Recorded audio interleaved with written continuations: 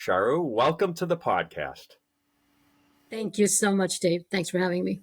Well, it's an exciting time. Obviously, there's some news in your company. You've rebranded from Smart Pack to Smart Equine. We want to hear about that. But first, we want to hear a little bit about you, Charu, and your past. And as you look back on a particular incident as an inflection point, what would you recall? What story? An inflection point for your career, your professional life? There's so many inflection points, Dave. But I think if you would allow me, I would do two. We accept two. We definitely accept two. Two? Okay, perfect. A personal one and then the work related. So the first inflection point, I think, in my career was when I first met my husband. The moment I saw him, and he's been by my side since 34 years. And he's been a partner, a mentor, a coach. I followed my heart, left everything behind, followed him here to this beautiful country. And sometimes I think back and say, my goodness, if I hadn't met him, what would my life would have been, right? So he was my first inflection point, and he's been, by me, behind me, in front of me, catching me, when life threw the curveballs. So I'm so thankful for him to be my partner in life. Well, So I that was met him. He's a fine man, and I enjoyed spending time with him down at the NERA conference. He joined, I think, for at least one night. He joined us in a social part of the conference last year. So nice to meet you. totally, yeah. So he was one, and then from a work perspective, I think it was the two international assignments that I had the fortune of being assigned to. It was in Asia. First one was in Tokyo. The second one was in Singapore. And I was partnering with this incredible leadership team that was sent over to set up the manufacturing and engineering footprint of the company. And we were setting up locations in Indonesia, Malaysia, China, India, Japan, South Korea, and we were operating from Singapore.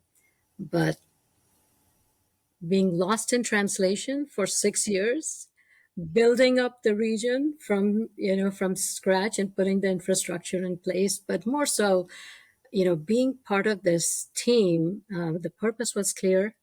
Everybody knew where we were taking the company and what we needed to accomplish. We were all away from our families, so we became an extended family. Our Thanksgivings were together and everything else. And but I was so out of my comfort zone, didn't have HR experience per se, but had mentors who believed in me and gave me that assignment, and just learned the business from grounds up and established the region there. It was just a phenomenal time, my formative experience.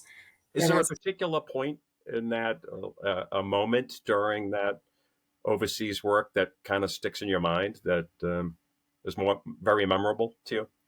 God, there's so many of them. There was one story that I like to share. We had just acquired a company in Malaysia, and it was in a remote part of Malaysia, and we were trying to build the talent pool. I was there for the whole week, had just returned home.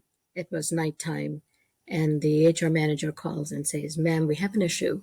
And I was like, "What's the issue?" "People are not going inside the plant." "Well, why are they not going inside the plant?" "Well, they think the plant is possessed. There's stuff inside the plant, and we need to call," he called, "the witch doctor." So I was like, "How much is it going to cost?" It was $500. Said, "Can we have this witch doctor on call from now on?" But it was just, there were instances that nobody taught you, there was no right or wrong answer. It was, you were thrown in the moment with a situation that you had to handle and figure out how to get the product out the door. But, there were so many moments like that. That's great. Why don't we hear a little bit more about your career path, how you got to the CHRO place, and tell us a little bit just about that journey, Charu. Can I start from a personal and a professional standpoint? Sure.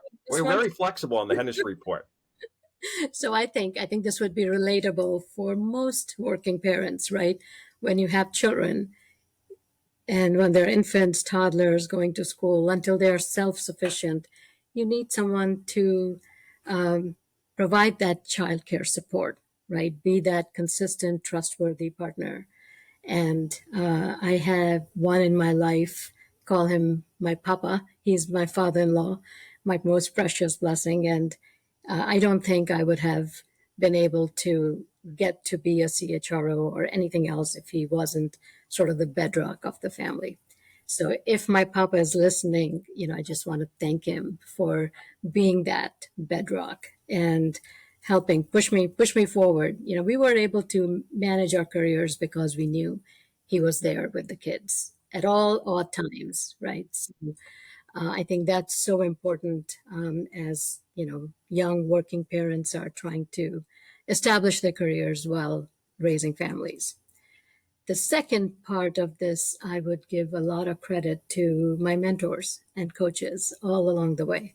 They were white, they were black, they were brown, they were males, females, LGBTQ plus. I mean, the amount of time they invested in me, and they saw what I didn't even know I had. They saw the potential. And when I raised my hands for the most tough assignments, they cleared the noise. They cleared the path for me and put me in positions, had trust in me. And I just hope that everybody has those kind of mentors, right? That can unleash the talent that might be so hidden that you might not even know, that you have, and provide that. So I did move around in some difficult domains, having to solve some challenging problems, um, but I knew the support I had that made me successful in those assignments. Well, you And must have had a role in making sure those mentors were there for you. What did you do to foster those relationships to make sure, or just to make it so that they were wanting to be your mentor? How did you create yeah, that? it is, I am totally a relationship oriented person, but it was the work ethic, being there for the business, for the company, for the organizations, for the people that I was supporting. They saw the passion, I guess, and you sometimes don't know the sponsors you might be creating in the organization. And when you're not in the room, they are your voice in the room. So I found out later the sponsors that I had, when I was leaving the companies, they would come forward and in very unscripted ways share, the impact you might have had or, um, why they supported me during the times. But they all know who I'm talking about. I'm so grateful for all of them. Well, let's talk about Smart Equine. Used to be known very recently as Smart Pack, not such a descriptive name of a company. A lot of people probably wondered, what the heck do you do over there? But the word pack means a lot in Yes. your industry, and you support horsemen and veterinarians. And maybe you could tell us a little bit more as I stumble on what it is do. But, I've been to the website, I've talked to you. I think I can learn more about, and our audience can learn a little bit about what Smart Equine does. SmartPack is and what Smart Equine is. Well, it was founded by Becky Menard. She was the founder, and it was named, and her horse, Wesley. That's where the story began because she couldn't figure out, how to provide the supplements on a regular basis to her horse and came up with this Smart Pack system, which is like my CEO describes it as Keurig packs, the coffee packs, but Yeah. they You are used to work there too. absolutely, but they're like little system of supplements that you know horse owners can easily tear apart and put the supplements in the feed. It's there. That's how it was founded. But now we've grown. It's While SmartPack is still our main product and main supplement system, we offer a multitude of health and wellness solutions for horses. Yeah. So there we are, offering wellness solutions and lots of health related products and solutions. People are excited about the rebranding. Can you tell us a little bit about that effort and what you hope it will mean? Yeah, definitely. I would say that within the company, and we've just relaunched it last week, right? So we're seeing acceptance in the social media by our loyal customers, our subscribers for many, many years. I think it's being received well. Internally, there is definitely a lot of energy and enthusiasm surrounding the name change because for a long time, we've been doing things just the way it was over and over and over. And now it's opened up the spectrum of opportunities that we are actually going after. So there's a lot of energy about the newness and where we're taking the company. Lots of positives right now. What is the scale of Smart Equine's impact in the world of wellness and healthcare for horses? So people where does it touch? Does it touch the world of people who are raising horses and like all across the country, all across the world? Give us a sense of the scale of the organization. So we have to go across the world. We're not there yet, right? So I think what I hear is that the opportunity of this industry is about 4.6 billion. We are a very small fraction of it. And we're mostly in Northeast. We're well known here in this area, but we have the whole nation to go after, and we are expanding through retail. We just announced our Tractor Supply deal where we will be in retail. If you're, so your products will be in TS Tractor Supply Company, TSC. Yep. So you will see Smart Packs on the shelves pretty soon. Hopefully this week we're launching. So lots of points of distribution, expanding our reach, and gaining more loyal customers around the nation and around the globe soon. What percentage of your employees are horse enthusiasts? Significant percentage. Majority of our employees are that.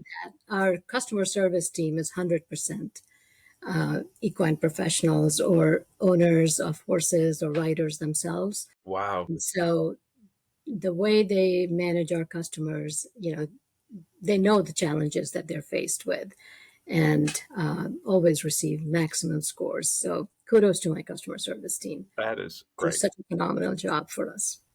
It's so smart to hire people who are passionate about the mission, the customers you serve. Exactly. I remember interviewing Annie Drapo, who was at Toast and the chief people officer, and she said, we hire aggressively from former restaurant managers, owners at Toast, because we want them to be passionate about the restaurant. It sounds like you do the same thing at Smart Equine. Exactly. And when people are passionate about horses and they get to work for a company that's leading the path, it's such a natural fit. You don't get to do that in your careers generally, right? So, well, we've had some former guests on this podcast who are horse lovers and horse, riders and stuff. So we'll be sharing it out with them as well. Well, a great story. Beth Grouse. Oh, sure. Yeah, so Beth was probably in the pilot session with Becky when she was figuring out the Smart Pack. So Beth has been a loyal customer for several years. Oh, wow. She was our very first CHRO on this podcast series. And also Tiffany Mosier as well. Yeah. As well as a horse lover. So I was just meeting with her recently. Yeah. Tell us a little bit about the values of the organization, the culture of Smart Equine, and maybe some of your vision for the future. Yeah. Well, I think I would say the vision was created by our CEO, John, and it all started with a call that I got from John about, he and I had both worked at Keurig and saw the impact each one of us did at, in our respective roles. So when he called me and he started talking about this horse company, I don't have a background in horses at all. Have been with cars, robots, biotech, early ed, but hadn't thought of horses. And then he started talking about the vision that he had and the OGSM framework. Have you heard of the OGSM framework? Most leading companies, have something like that, and it's really about clarifying your objectives, your goals, your strategies, your measures, and ensuring that every single employee in your company knows about it, where we are headed and where we're going. So he created this framework and he's so excited on the call and he's telling me all about it. And we had something similar in Keurig as well. So I knew exactly what he was No talking surprise. No surprise to you. Yeah. there. And, I don't know if you read the book of Patrick Lencioni, The Advantage. He talks about these 6 questions that every organization should answer, and any employee in that company should be able to answer just the way the CEO is answering those questions. And it is about, why do we exist? What do we do? How will we succeed? What is the most important right now? How do we behave? And who must do what? Right. So he had the first 5 questions outlined in this framework as he was talking about it, that we had answers to it. He had created the framework. We had the strategic pillars and the tactics and sub-tactics. And the last one was, how do we behave and who must do what?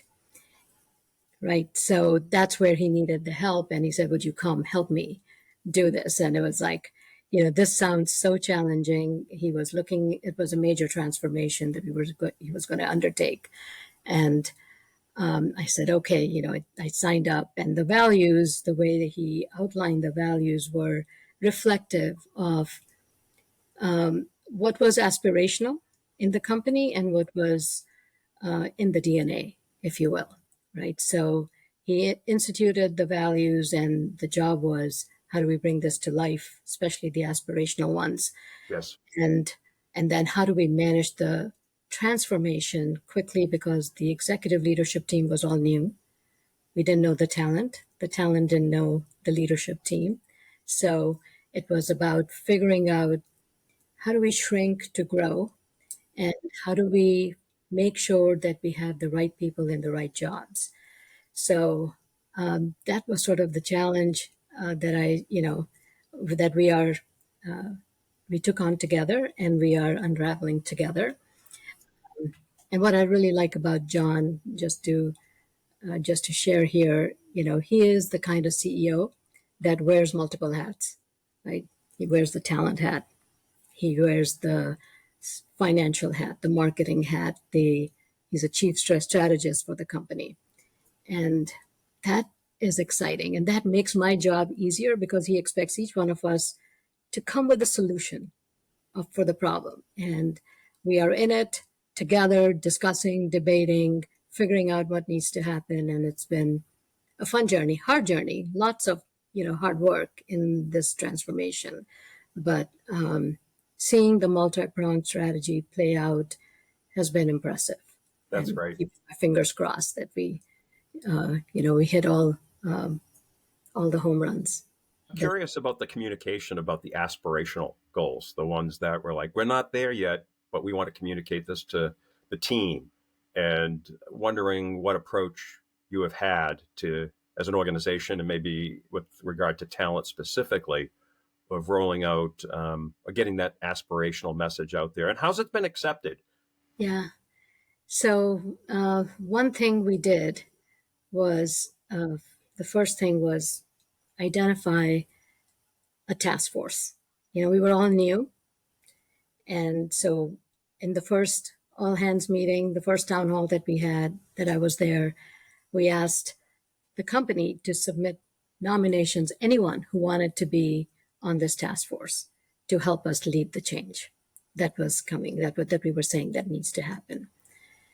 And out of the 360 or so people, we got 40 nominations, right? So off the bat, we knew we had 40 people that were with us in this journey,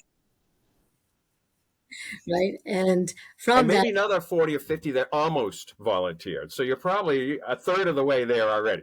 exactly. But it's a great story but we selected 10 cross-functional leaders that helped create the talent framework, that helped lead the change for us, and were partnering with us, and it was well received by the organization. And we're communicating every single month where we're going.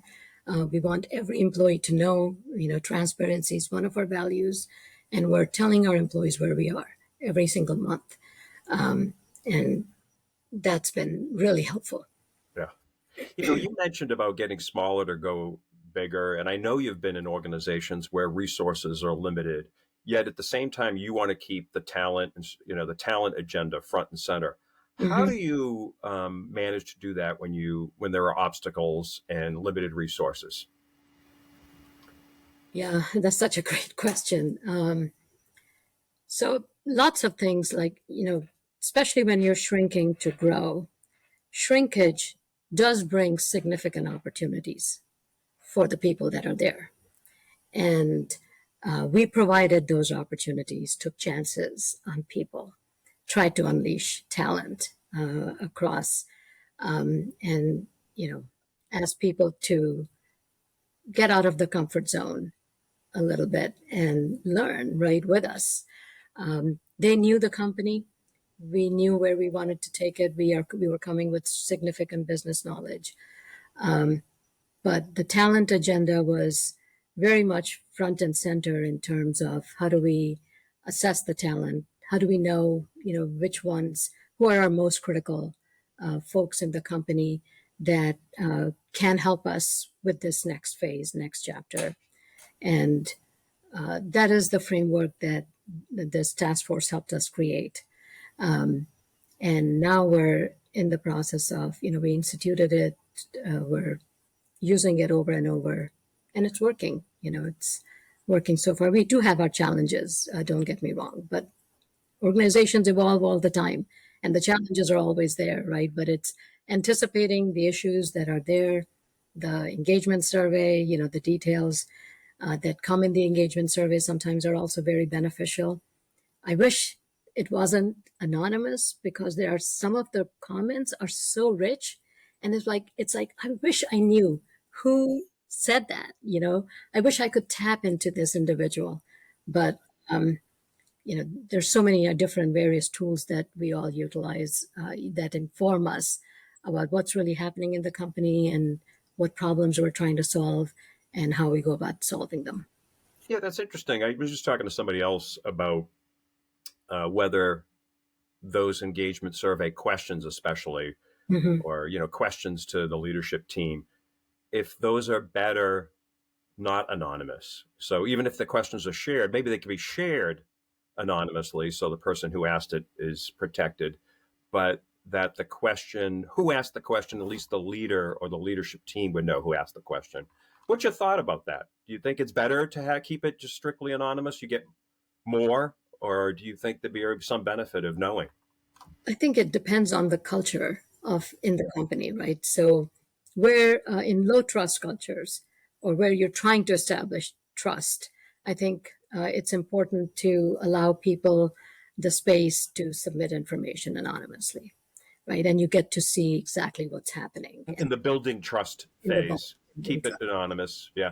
anonymous is at least that's my viewpoint. Then Yes. after you have built that trust and people don't feel like, oh, you're using this survey to take action that is not well received, right? So when they start to feel that the survey actioning is all about improvement and development, There's no retribution from so questions or anything like that. Yeah. exactly, So you have to have that trust then before you you have can. to have that trust, Yeah. and then I think people start opening up, um, and then you can have focus groups where people will speak up, they feel safe. You create that environment.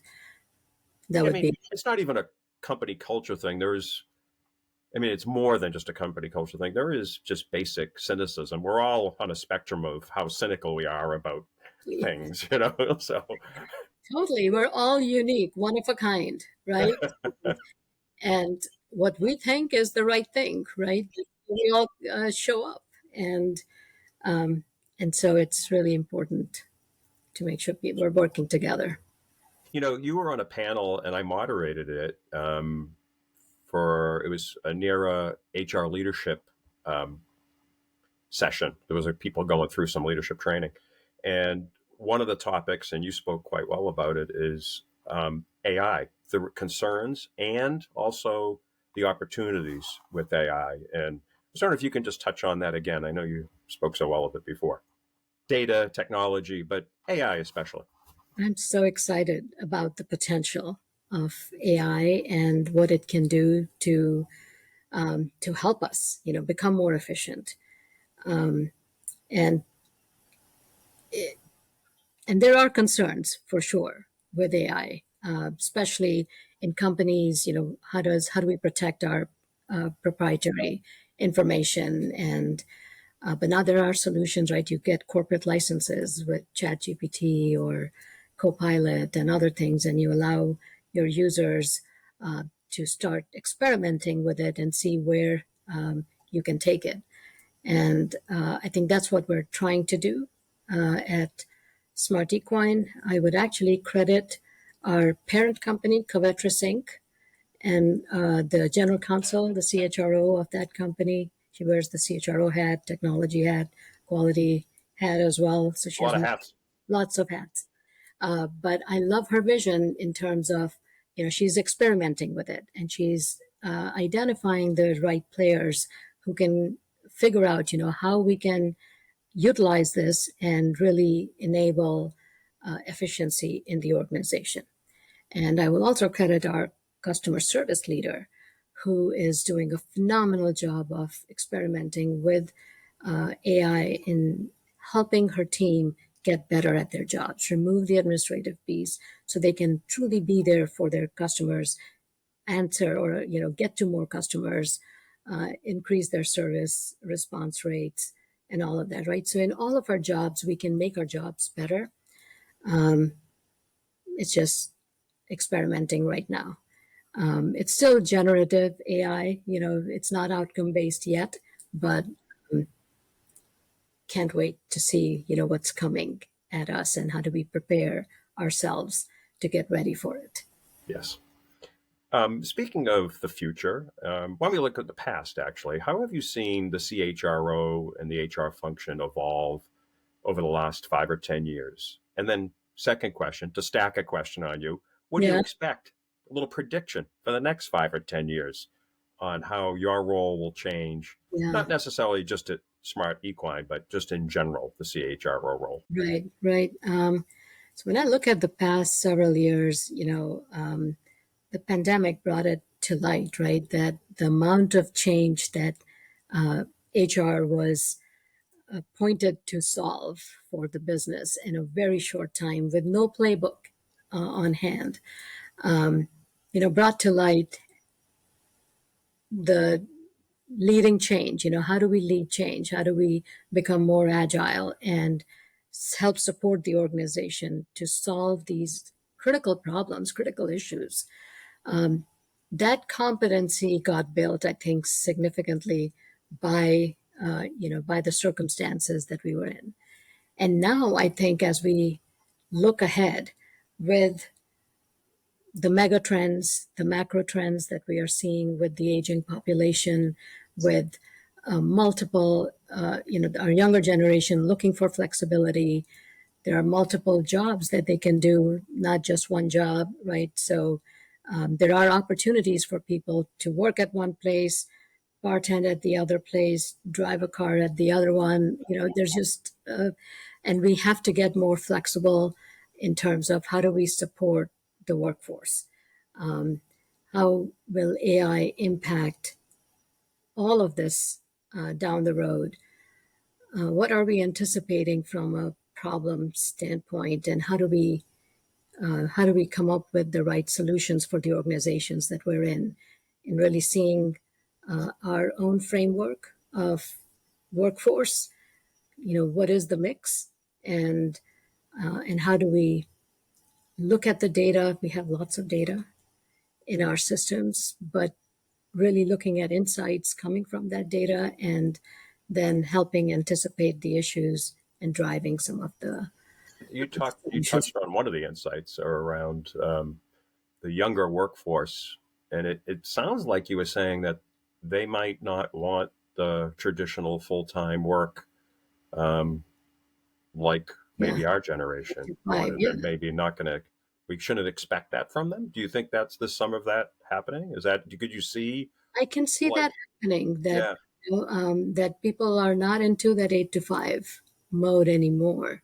There is flexibility, and there are tools out there to uh, help your work get done, and more earning potential when we were, when I joined the workforce, it was just that job. I couldn't even think of doing other things. That's right. In fact, it was frowned upon by most It's from organization if somebody had some other side gig going totally, on. You're and not it fully still committed is. to our organization, right? Right, right, totally, and it still That's is. kind of not the future. That's not the future, it sounds like you So think. I think we'll have to modify and meet people where they are, and even on the benefits, we everybody provides the same slate of benefits to everybody. I want to be able to see that you are providing benefits based on the person, right? That there is a list of things that they could choose from as long as it's within the framework, but it's an a la carte menu or something different, right, than the way we offer, because not everybody avails all the benefits, right? Some people have healthcare covered by their spouses, but they could, or they don't need it right now in their careers, but they'd rather use that money and put it away in their 401k. But we don't offer any of that. It isn't, that mindset isn't there.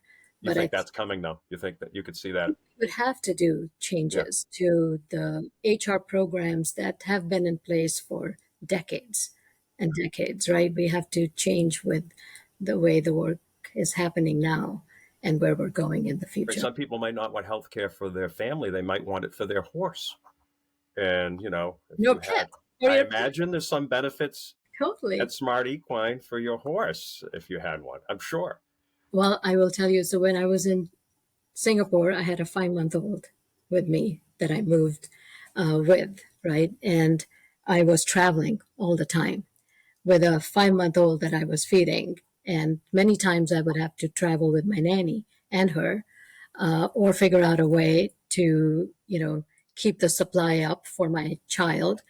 But when I joined my last company, we had many people who were uh, becoming parents.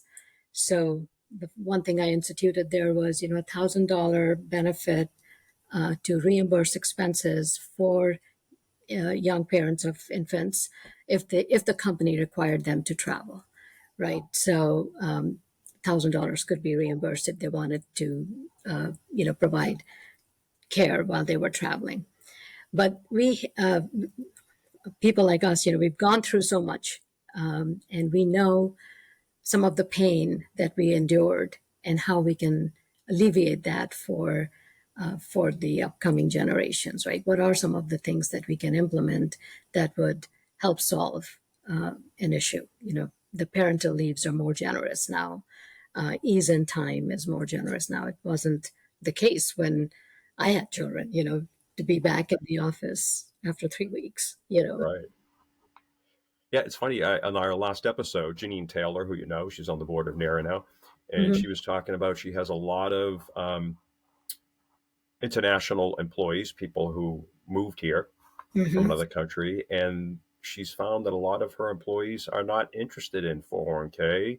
They're sometimes more interested in, more immediate financial their more immediate financial needs, which might be sending back to their family overseas, Totally. and taking a loan on future income is more important Yes. than Yeah. 401k. So she just talked about how depending on the workforce, they have very different needs. Needs of individuals are different, and we tend to offer, one set for all, right? For the right reasons. I mean, there are reasons why we are doing it the way we're doing it.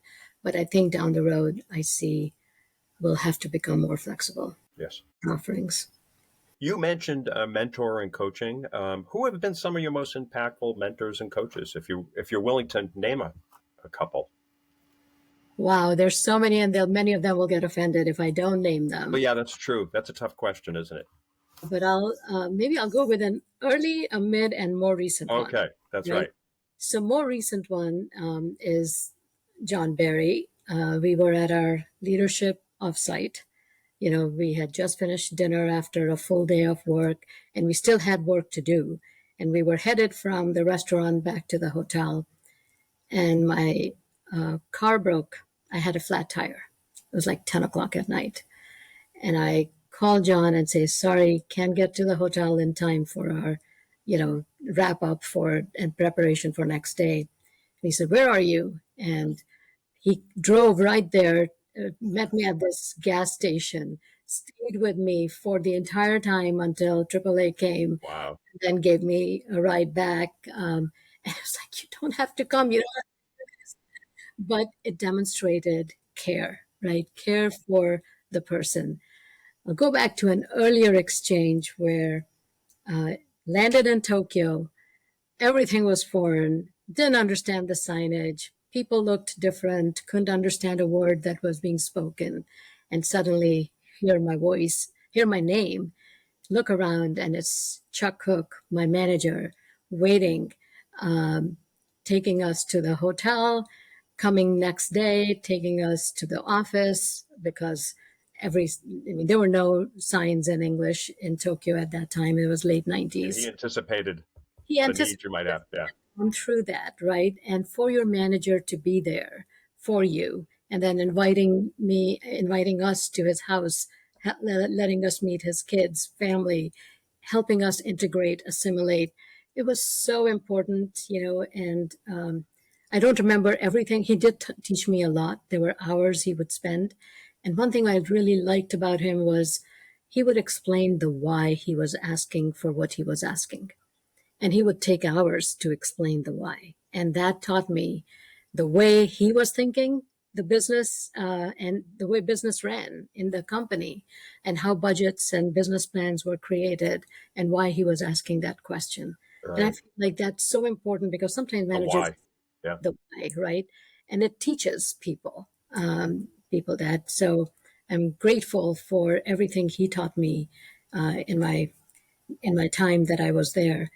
And then the other more recent one is Russ Campanello at iRobot, right? We were growing this company. Everybody knows Russ, at least in the Boston area.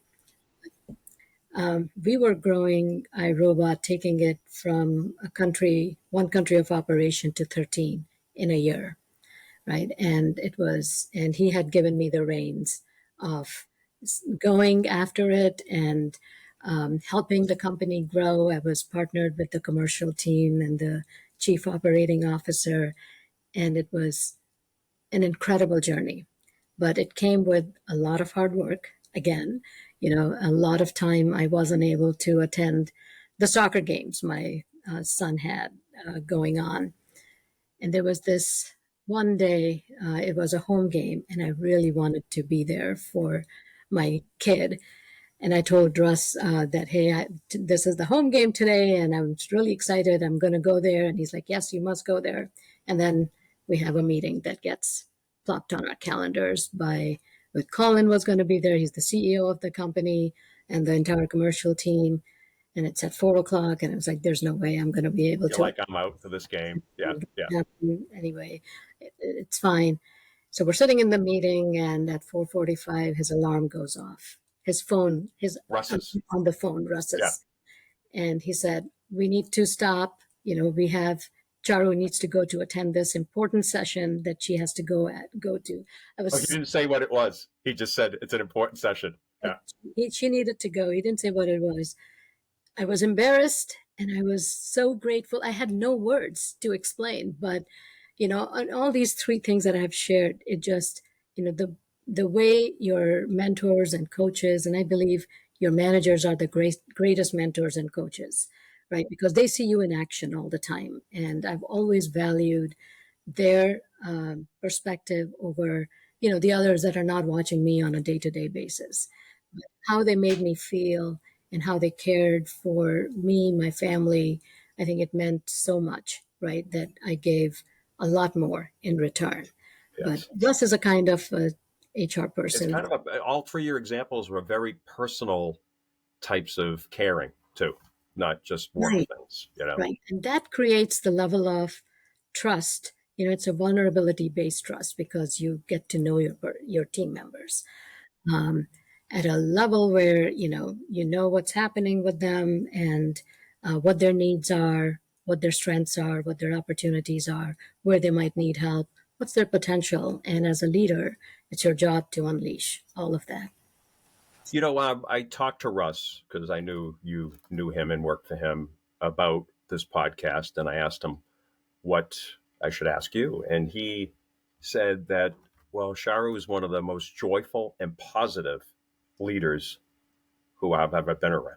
And I think you should ask her a question about how she keeps her positivity even when there are difficult circumstances. How do you stay joyful and positive in work situations? Because clearly you're like this most of the time, even when it's tough. How do Yes. you do it? I guess is the question Russ is asking. God. So several things come to mind. First one is, my mom's voice in the back of my head always. She'd be so proud of me if she was still alive, right, to see what I'm doing. But she would always tell me that you have a beautiful smile. I don't know if that's true or not, but it was beautiful to It's true. her. Right?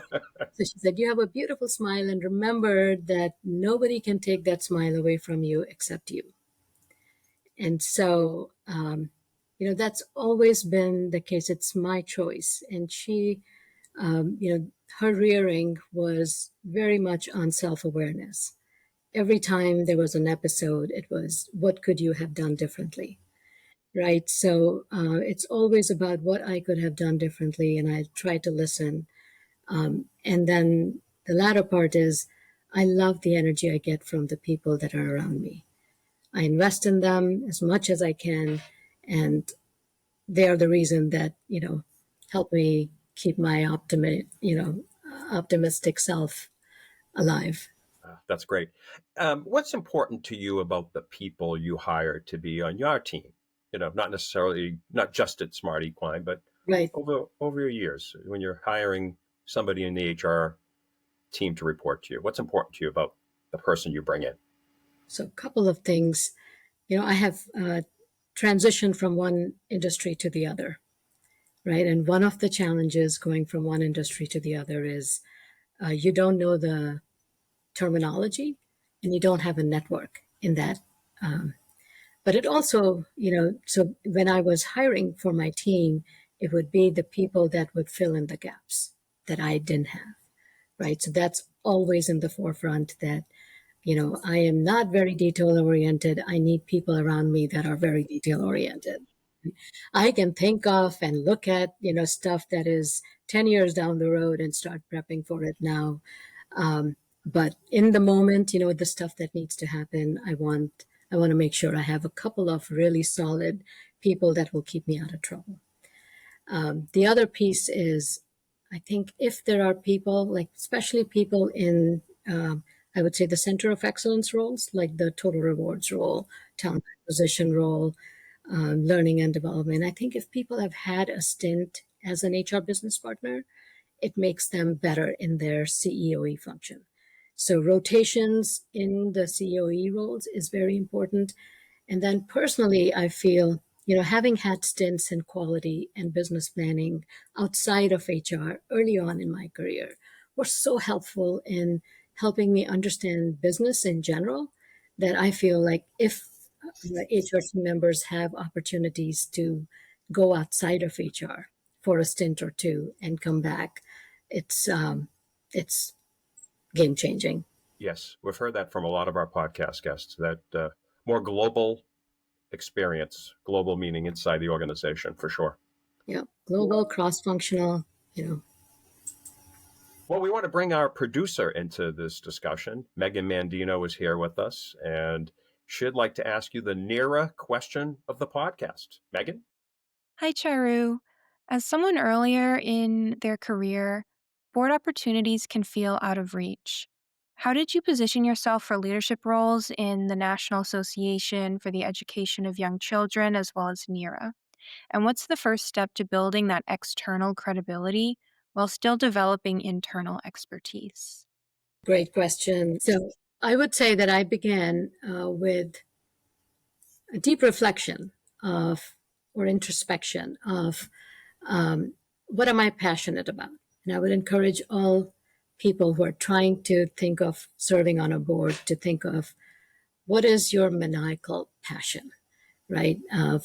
When you identify that, because board service means you are willing to volunteer your time and assume fiduciary responsibility, which is great, right? So really know what you're passionate about and then figure out, if it's a nonprofit board you want to join, a B Corp or a for-profit organization. And once you have that clarity, tell your network that you're wanting to do this. And if there are CEOs or founders of startups listening to this podcast, or small cap, mid cap, even large size CEOs, I would encourage them to get HR people on their boards, seasoned HR executives they can actually be a game changer, not only for themselves, but for the board dynamics.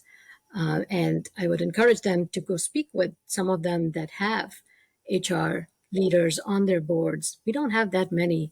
I would love to see more of them, but if the CEOs actually went and talked to these other CEOs, they would actually realize how much value a seasoned HR person can bring to the board. So that would be my advice, is to look for your passion, figure out where you want to go, and then go after it. So at NACCE, the National Association of Young Children, I started my career as a teacher. So early childhood education I'm very, very passionate about it. And I feel the morals, the values, the experiences you gain when you are early in your childhood, later in adult life, when you show up in the workplace, those experiences define who you are. And I just feel the impact we can have on early childhood education, the support we can provide to our educators in giving them the resources. And that's what NACCE does really, really well. They're the leading association. And then second, I'm so passionate about our profession. So it was, joining the board of NARO was a no-brainer, right? So those were my two things that I was passionate about, and I went after it. And I was just so fortunate to have been asked to join the boards, two amazing organizations. Charu, if you could give some advice to your younger self, something you wish you knew then, and write, Dear Charu, when you were 25 years old, professional career advice, what would you like to get back to your younger self? Oh my God, the first thing I would tell my younger self is get 8 hours of sleep. It will catch up on you if you don't. But I recently came across this beautiful quote, if I could read this, from Pope Francis. His quote says, "Rivers do not drink their own water. Trees do not eat their own fruit. The sun does not shine on itself, and flowers do not spread their fragrance for themselves. Living for others is a rule of nature. We are all born to help each other, no matter how difficult it is. Life is good when you're happy, but much better when others are happy because of you." So I want to tell my younger self that, even though I think I was always, very service-minded and invested in people, I wish I could do more of uplifting of folks around you. The world needs it. Great message. And some fun questions on the way out here, the lightning round. If you could go to dinner with anyone in the world, who would it be? Someone you haven't met before. Someone I haven't met before. I would say it would, if I could have dinner with one person, it would be Jacinda Ardern. Do you know her? She was the Prime Minister of New Zealand during the COVID time. I don't know if she served full 2 terms or not, but she gave birth during one of her terms and then resigned in her second term. But I was recently reading her interview for her memoir that she has written, A Different Kind of Power. She wanted to do politics differently.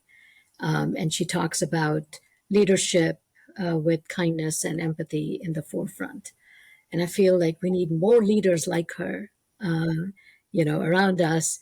And I really wanted to know, she mentions some of it in her memoir as to why she resigned. But I want to know what's next for her. I grew up in India, Dave, and Indira Gandhi was the prime minister. She was the role model, for all young girls, aspiring to be something, someone, someday.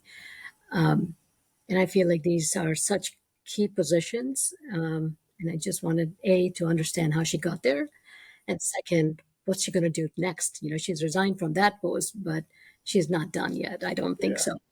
Well, I can tell her philosophy and mindset is very consistent with yours and your mentors, as Yeah, you've discussed with us. So, it's so true. Her memoir is for chronic overthinkers. And she's dedicated her book to criers, worriers, and something, something, and it's like, that's all me. I am like that too. are And you a chronic overthinker too? I'm a Yeah. chronic overthinker, I'm a hugger, and I'm a worrier. I worry a lot, Well, it yeah, doesn't show. it doesn't show. Awesome, awesome. All right, last question. What's something you don't want to leave undone or a legacy you want to build at Smart Equine? Hmm. So I've been testing this framework for some time. It's not still quite developed yet, but I've been experimenting with it. Our performance assessment process, it's so individual based, individual evaluation, and nobody loves it. People hate it. And we've never been able to show a direct correlation of company success to the performance You're evaluation. not the only one. Exactly. And, business is a team sport. And I always wondered, why are we not evaluating team performance? So at my last company and this company, what we're trying to do is really starting at the top, we assess our performance together. We're almost at a quarterly cadence. We grade ourselves on the goals that we are undertaking to deliver. And we talk about what we did well, what we didn't do well, what needs to happen. Give a grade to ourselves, right? And then we communicate it to the next layer, and then I'm hoping that that team performance gets cascaded. So we're really measuring our performance on a team basis. And then the individual piece is all about development, unleashing potential, and how you're showing up on the teams with your software skills. John always says hardware skills, software skills. It's how you're showing up on the team to contribute for your team's success, because in the end, we win as a team, not individually. So And self, so the team would rate themselves as a group as a group, and then share it with other teams. yes, leader facilitates that team session. And then, all leaders of the different teams, because all the goals are tied together, right? So they are assessing themselves in a team framework. So we're trying to do this. So I'm hoping that by the time is up here, I have the model figured out that can be automated. Right now, it's all manual, the way we're going about doing it. Sounds exciting. Can't wait to hear. Maybe another podcast to Yeah, talk about it, Charu. thank you so much, Dave. Thanks for having me. It was a pleasure.